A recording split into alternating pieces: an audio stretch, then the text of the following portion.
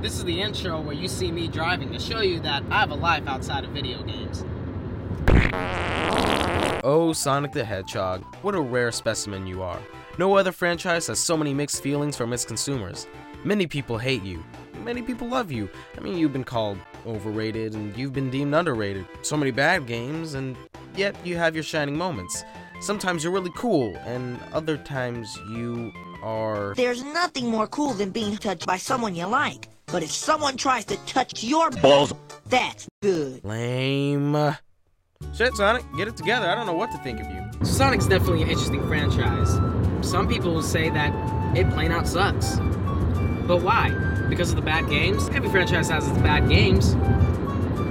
Unfortunately, the less than stellar Sonic games outweigh the good ones. Or so it seems. Are they that bad?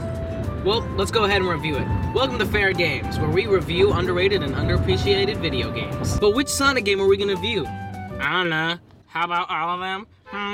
Wait! So what I'm gonna do is review all the underrated Sonic games. Now, I want to clarify, I'm not gonna be doing them one by one after another. I'm gonna be doing them here and there. So don't worry, I'm gonna be reviewing a lot of other games. It's not just gonna be a whole bunch of Sonic games in a row. What's next? Where you say that you're a faggot? Let's start our huge redemption of Sonic the Hedgehog with a game that I thought redeemed Sonic after its big blowout. Sonic Unleashed. Now, I'd like to point out that a lot was riding on this game. It had to follow up some rough competition. After Sonic 06, most people lost faith in the Hedgehog, and that was it. It was the last straw. It seemed like the end, and Sega knew this. But the night is always darkest before dawn, and it was time for Sonic to unleash all of his potential and show everyone what he's really got.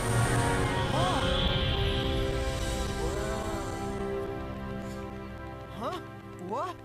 That was amazing. I think all this translates very well into this game.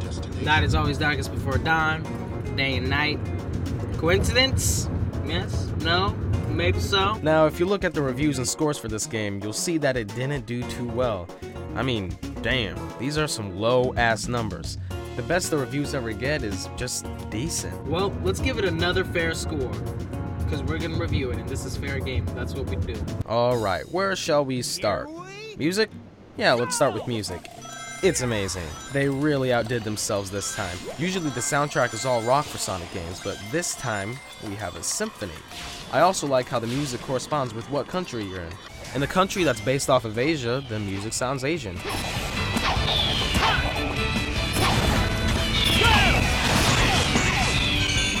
And same goes for all the other countries. All the songs in the day stages are very fast-paced and hyper, and the songs in the night stages are very hectic when enemies appear.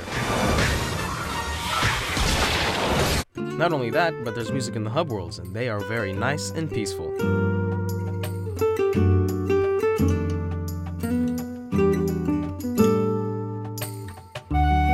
The glorious sound of this game doesn't stop at the music.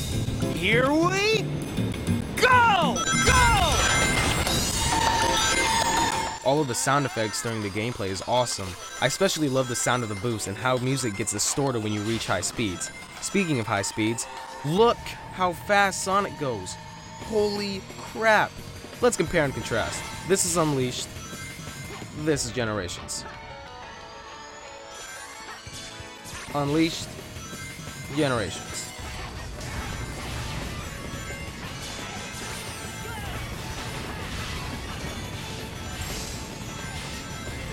So the game is fast and speedy, so let's go ahead and speed up this review. He goes so fast you can't even see what's in front of you. But I love that. In other Sonic games, you can see there's a limit on how fast you can go. In Unleashed, it looks like they forgot to put a limit on. The graphics really help showcase this. Everything gets blurry and zoomy. Is that a word? Zoomy? Everything gets blurry and zoomy when you're going really fast. How did the developers get this game to render that fast? That's crazy. But besides the blurry and zoominess, the game looks fantastic. Very vibrant during the day, and during the night it looks even better. Each area has its certain tone, if that makes any sense. The only little gripe I have is when there's many enemies on the screen during the night, the game will have a bit of a frame rate issue, but it's forgivable. Unlike Chip, who was unforgivably annoying. I don't know. I can't remember. Now, don't get me wrong, the story is actually good.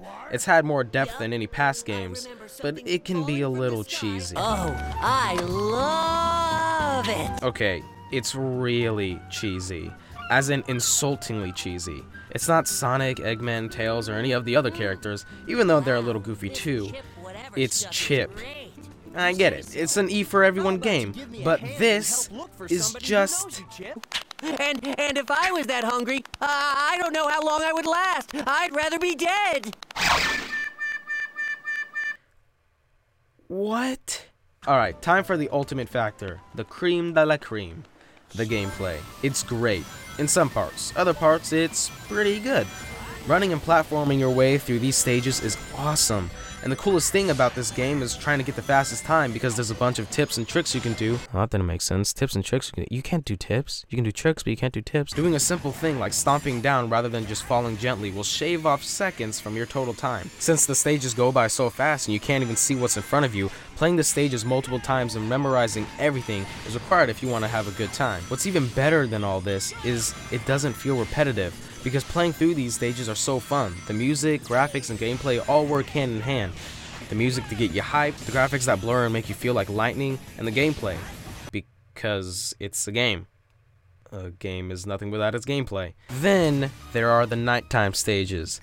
This is why everyone hates this game. Almost everybody has the same thing to say about this game. The daytime stages were good, but the Werehog is stupid. Everyone argues that the Werehog doesn't belong in a Sonic game. You know what? I gotta agree. The Werehog doesn't really feel like a Sonic game. And that's kind of weird for me to say, because usually I'm defending these games. But this show is called Fair Game, so I have to be fair to both sides of the argument. The Sonic games are all about platforming and speed is the reason why it's Sonic. Instead of jumping from one thing to another, we get to do that with lightning speed, and it feels good. It feels like we're dominating the game. The Werehog is slow, and compared to the crazy zoomy action of the day that I mentioned before, the night feels lackluster. Now, does this mean the nighttime stages are bad? No, not at all. They're pretty damn good. The fighting is fun, it has some cool and interesting platforming, and the challenge is fair.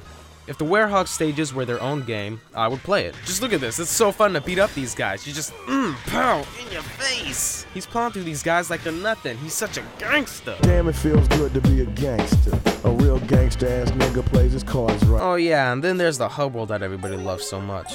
It's a little annoying having to talk to everyone to find out one little clue so you know where to go next. I mean, that's just wrong. Not even most RPGs do that. But I feel it actually adds to this going around the world thing, which I like. I like the exploration. So overall, the game is really good. Yes, even the nighttime stages. I do like the nighttime stages. Hey, and if that's wrong for me to say, then lock me up in jail and throw away the key. Am I right? While the Werehog stages don't really feel like a Sonic game, they still fit in a way. Maybe Sega did that on purpose. So you have to get to the nighttime stages to get to the awesome day, and maybe that's a metaphor for Sonic's rising to stardom. That, or is just a poor design choice. So guys, before you leave, I just want to let you guys know that I'm a unicorn. Thank you for watching. Also, if you want, leave us suggestions for more video games down there. We're going to try our best to get to them. And I have been reading them all, and I'm gonna try to get them all. One last thing to say, you will notice on this channel we also make sketches, like live sketches and videos and stuff, not just game reviews. Now, while I do have a big passion for gaming, I have a slightly bigger passion for film and like filmmaking. Now, we know that the sketches aren't exactly amazing, but that's why we do them. We're trying to get better. So if you like, you can watch those sketches, but I just want to let you guys know, if you see a sketch instead of a game review, it's fine. I'm not gonna stop making game reviews. You don't have to freak out. You know, if you want to see them, awesome, cool. If you don't, hey, whatever, you like the games only, go ahead, whatever, it's up to you. But it'd be cool if you watch the sketches as well, right, Steven? Right, because they have me in them. And we work hard on them. Very. So, yeah, that's just the little thing that I want to say. Damn, it feels good to be a gangster. A real gangster-ass nigga plays his cards right. A real gangster-ass nigga never runs his fucking mouth, cause real gangster-ass niggas don't start fights. And niggas always got a high cap. Showing all his boys how we shot him.